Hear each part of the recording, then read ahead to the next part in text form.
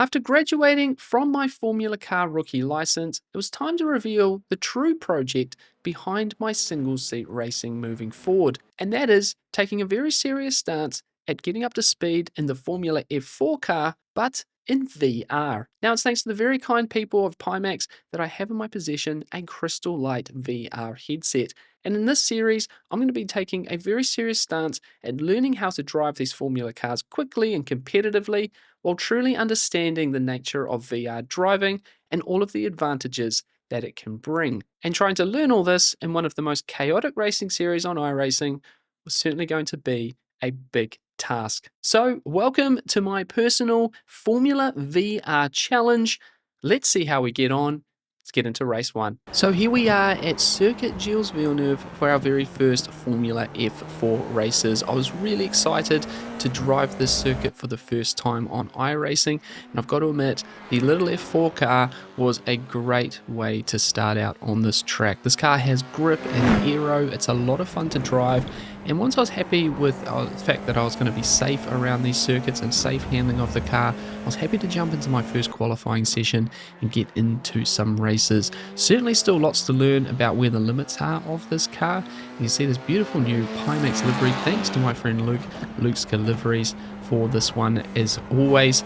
And I got to say, it looked fantastic out on track, having a lot of fun driving it as we come through to set our first proper fast lap in qualifying.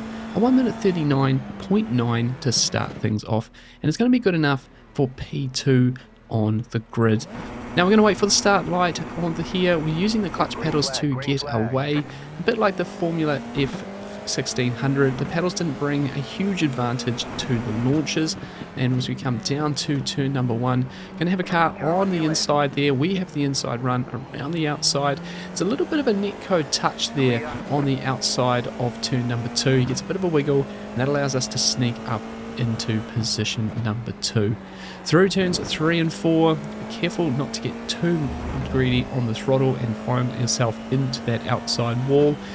Fast turn number 5, down into turn number 6, and we're safely through our first opening corners in a Formula F4 race. With the leader in front, can we catch up? Can we keep the car behind? Will have to be a lot to learn in this first race out. Down towards turns 8 and 9, quite a high commitment corner this one, too easy to overdo it into entry. A little bit of wiggle there on cold tyres, and again hard out on the other side, missing that outside wall, and then down to the turn 10 hairpin. Famous for Robert Kubica's massive crash in Formula 1 in the 2000s. We're going to come hard on the brakes, and the car behind down the inside there pokes a nose, and we give him space. He just about gives me space on the exit there as we go now side by side down this big long casino straight towards the final chicane. Now immediately we're going to see some of the benefits of doing these Formula races in VR, able to have a look across to see what sort of space we have to car number 3, although I do drift across and almost hit the outside wall there. Coming to the chicane there, we decide to give up the position, but kind of a little bit too late, and that means we have to really slow up in the middle of the chicane. Very slow on exit, and car number 9 gets a nice run out of the chicane across the start finish line, and we lose out one more position. Down into turn 1, you can carry a fair bit of speed into these corners, but car 9 carries a bit too much, again still on colder tyres. He loops it around, and frustratingly, as you can see from the chase cam, we absolutely do not touch him, but we get a net code 4x on the incident points, so it does show that potentially some net code issues with this car, with the server, potentially just the time of day I was driving, but that would be a bit of a theme for our F4 events. Now on to lap number 3, we're just settling into a bit of a rhythm here, and we're going to now get up onto this curve at turn number 6 on the accelerator. And another lesson learned about this F4 car, we look at the relative to try and rejoin, we almost get it all wrong. Again, we can see much better in VR, and we do not make that rookie mistake. And as we rejoin the circuit here, a few more cars come by, and we're going to drop right back to near the end of the top 10 of this race. So immediately we're going to start putting some pressure on to try and move up the field. Car number 7 here, I'm trying around the outside at the hairpin. Again, a bit of a run as we head down Casino Straight, but we're again on the outside here, so we need a much better run. Again, we're having a look over, we're not even completely alongside. car in front with the nose in front. So as we come down to the braking zone, we're going to have to learn from our previous time in this position. Brake a bit earlier, really give the corner up, look for a good exit. A little bit cautious there. The car actually touches the wall on exit, but too cautious to get a proper run here on car number 7. And this is, again, all part of the learnings. We don't want to tangle with these cars, and I'm quite nervous of the fact how fragile I feel these cars can be. Those open wheels mean you can tangle up really easily. I didn't want to be getting involved in accidents. I'd rather stay in the race here and learn something while not gaining positions, rather than making a silly move and just being crashed out, not learning as we go. However, car 7, he's going to get a big slide out of turn number 4, and he finds the barrier there. It's going to be a good taste of how easily these cars fall apart. He just gets a bit on that curb there, lights the rear tyres up, and immediately loses one of his front wheels. So at that point, we're able to get up to position number 8, and then we're going to get gifted a couple of positions here. The Aston Martin liveried car, very wide at the chicane, and as he rejoins a miscue from the car that was following him, who ended up in the back, we get 2 positions there. Just see it's the grey and brown, the Audi F1 liveried car. He just goes to the inside, the Aston Martin stays on the inside to stay out of the way, they tangle, we get a couple of spots. And then there's more F1 livery cars in front, this time the Williams coloured car. He comes into turn number 1 on the next lap, loses the rear end. You can carry a lot of speed in there, but it is also prone to a bit of oversteer. Around he goes, again we just about get by, a little bit of a touch there, but thankfully no damage. We're out the other side. So we do move up a whole bunch of positions after the spin that we had. Very typical D license race, mistakes from myself and others, a very up and down race as we get the white flag, the final lap of this first race, through the chicane safely, and we're going to come across the line to finish in 5th position. A fun way to start out F4 races, some mistakes that need to be cleaned up. Let's move on to race number 2. So into the next race, and we have qualified in position 3 with another 1 minute 39.9 lap time. Get the green light, we're underway. It's a solid start from us this time compared to those around us, and we're immediately alongside car number 6 here, the orange car, as we come down into turn number 1. Now we're giving lots of space here. Come across, we actually get maybe a little bit of a touch there, a little bit spooked out with the car right next to us, and that means we're going to have to fight car number 2 down towards turns number 3 and 4. We've just about got in front there, still got the nose in a tiny bit, so we are slow through turns 3 and 4. He's having a little bit of a look around, but in the mirror we see he's actually tangled with the car directly behind him in a really messy moment. So car 2, he's all eyes forward on me. He comes across the track, and car 9's right about there. A bit of an awkward move all round, probably a bit more on car 2 for that one, but it does open up that gap behind a little bit, and we lose a bit of time in the process. So we find ourselves in a bit of no man's land, and at this point I kind of think that this race is done and dusted. However, a couple of really nice laps from me had me closing back in on the position 2 car. In fact, a 1 minute 38.8 and the fastest lap of the race got me right in behind car number 6, and we could start thinking about challenging for a 2nd place in this race. A really nice run out of the chicane here as we come to start lap number 5. Gave us a bit of an opportunity. He's covering the inside line into turn 1. Don't quite get alongside enough to really challenge around the outside, but we're putting pressure on. We just need to see if there's any mistakes or if we can get a really good run somewhere. Down towards the hairpin on lap number 5 as well, and we get a bit of a slide there from the car in front, so there are signs that we might be able to get an opportunity here. And overall he was driving really nicely, and I was driving as good as I could.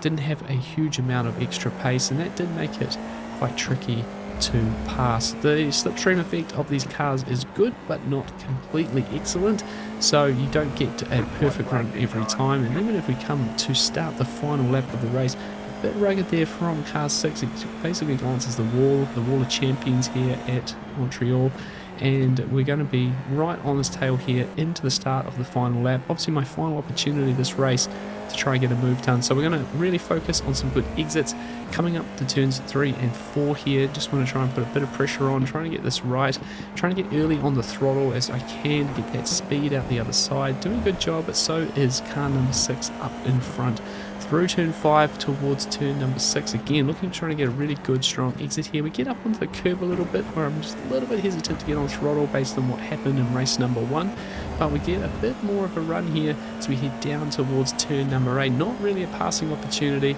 but coming out the other side to the hairpin certainly could be.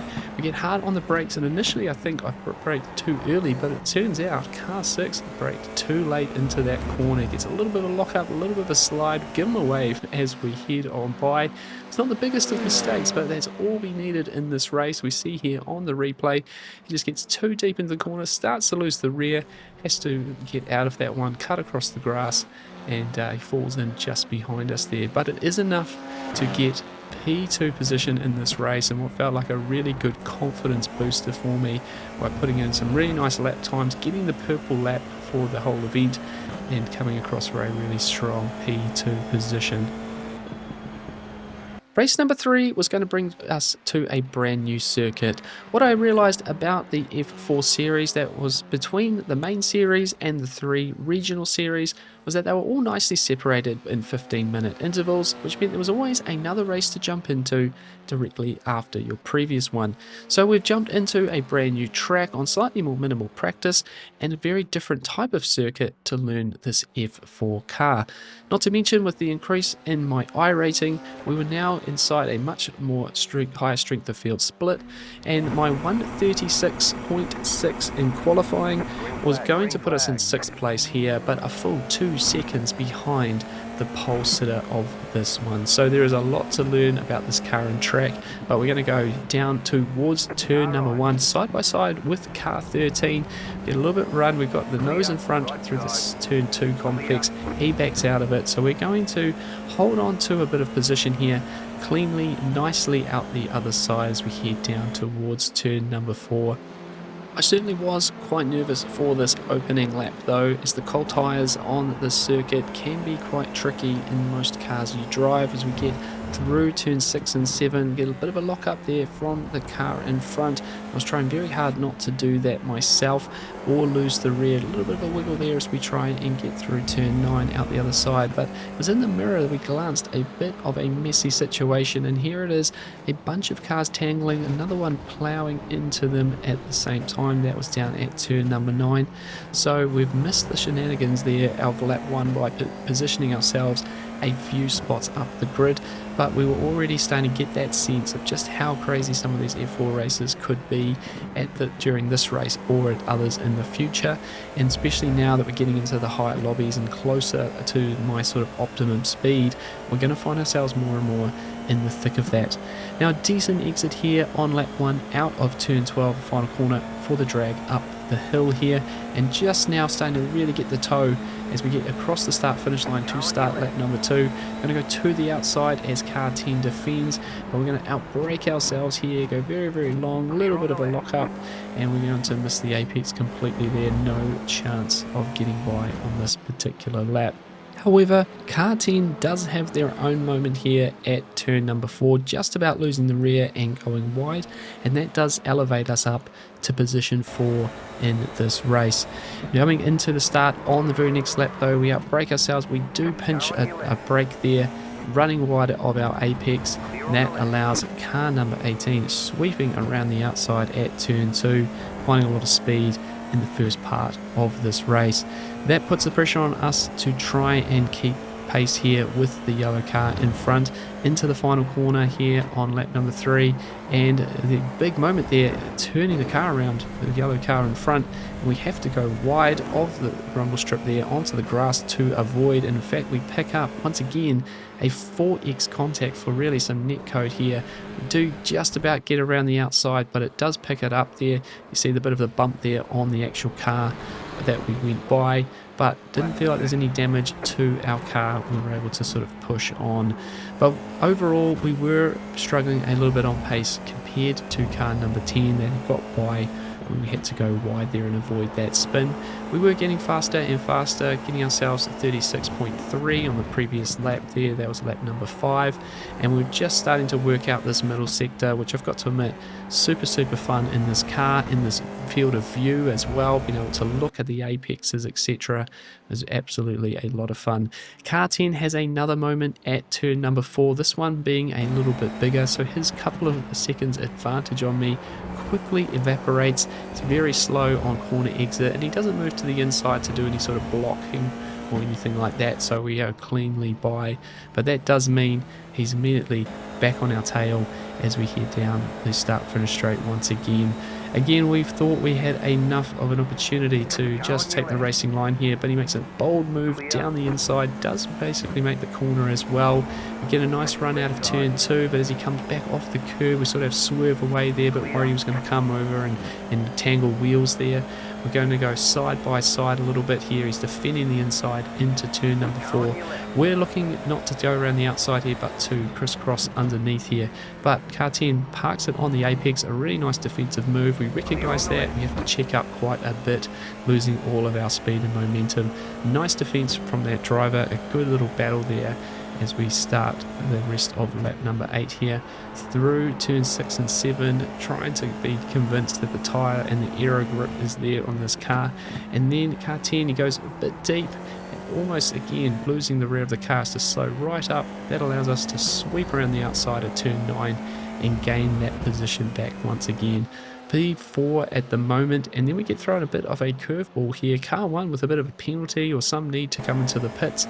That's going to elevate us to position 3, but car number 1 significantly faster than us in this race.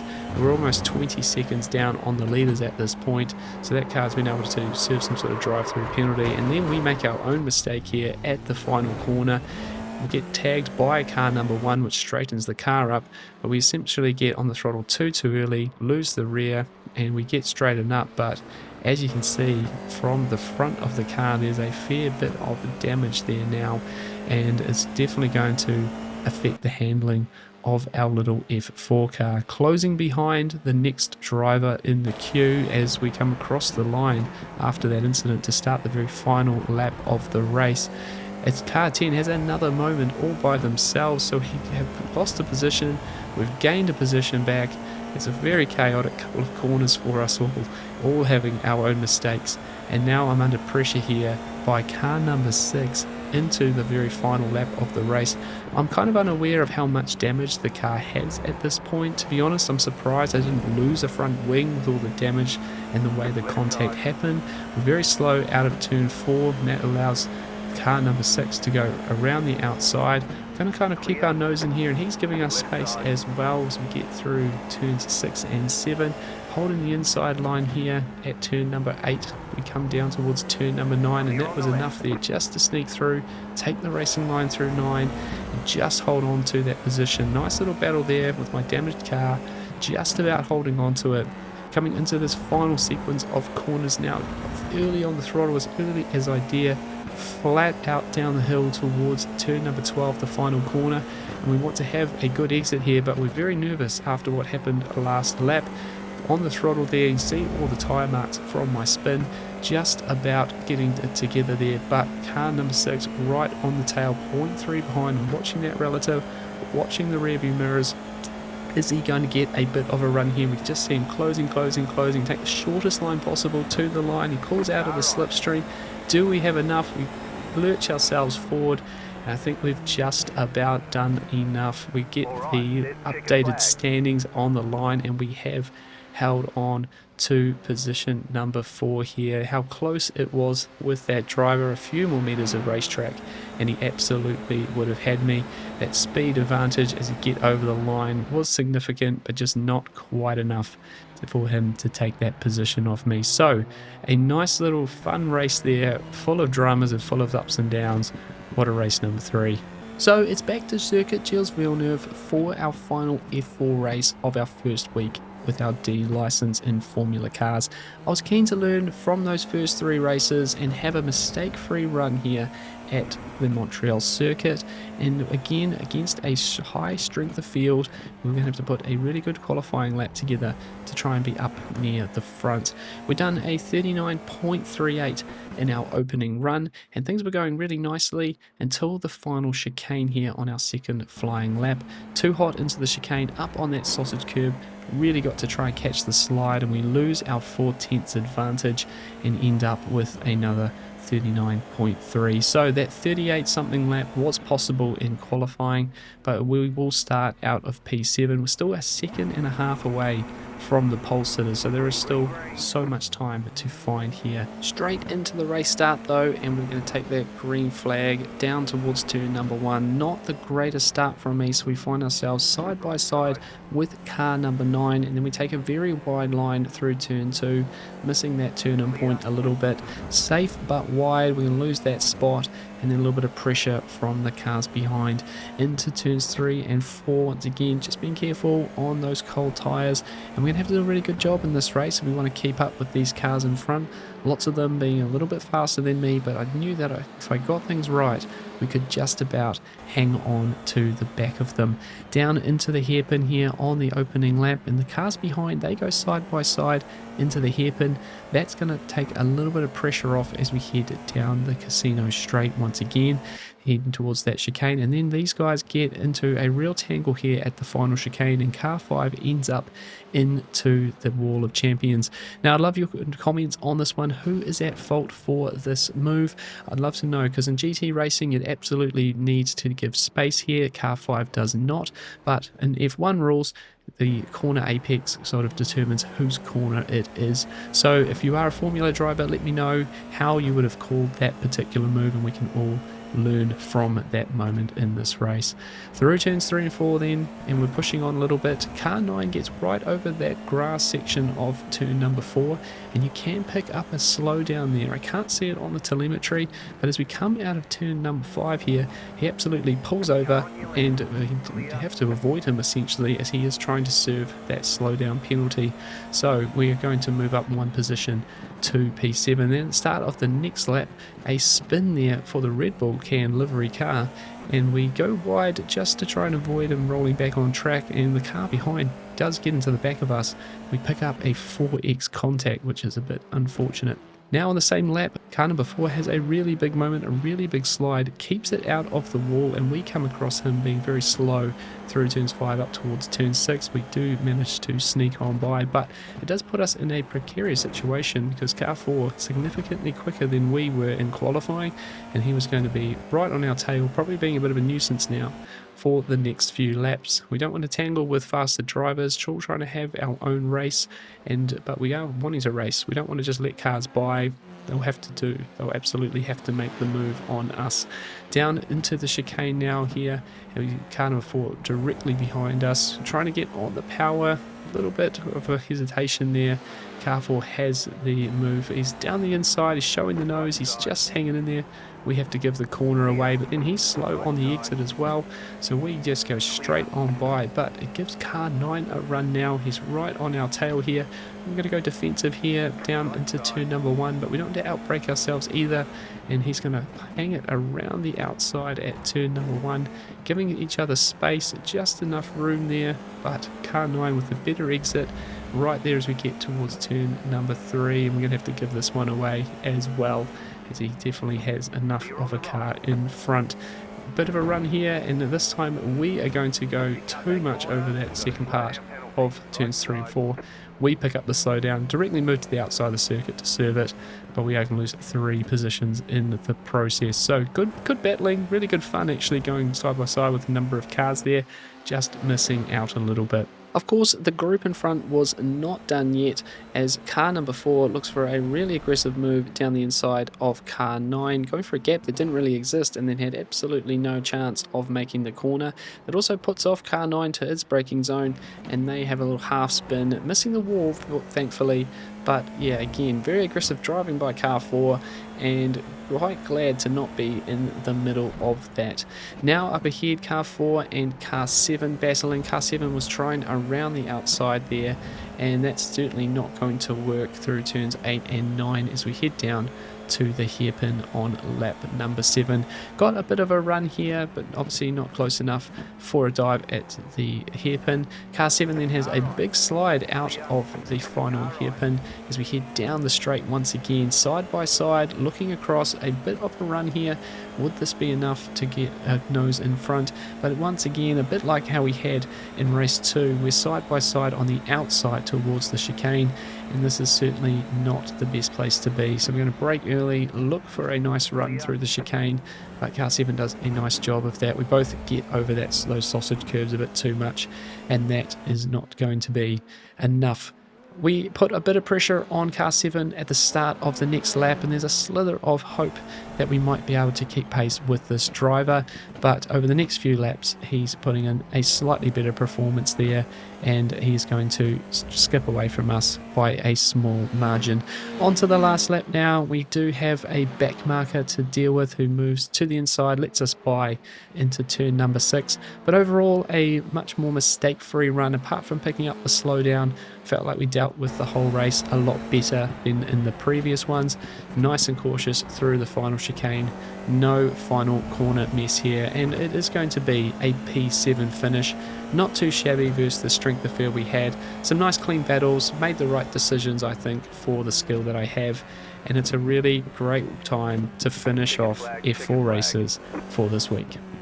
So some incredibly fun races to start our journey in the F4 series. Certainly my previous knowledge of iRacing continues to help me as I get up to speed in these open wheel cars, but I'm starting to get quickly to a position where the racing should be a lot closer and a lot more intense in the coming months. Let me know in the comments how you felt I did for my first time out in F4, and have you enjoyed watching these races in VR yourself? Now personally, taking on the challenge of a new car and in an unfamiliar view has been certainly the best decision for me. Not only can we learn these two things together, but from a technical perspective, I will be able to understand VR a lot better by taking this more focused approach with it. Now again, this is all thanks to the very kind people at Pimax who have lent me this Crystal Light VR headset. If you want to check out their range, there is a link in the top of the description and the top of the comment section, including a small discount code on any of their Crystal VR headset products.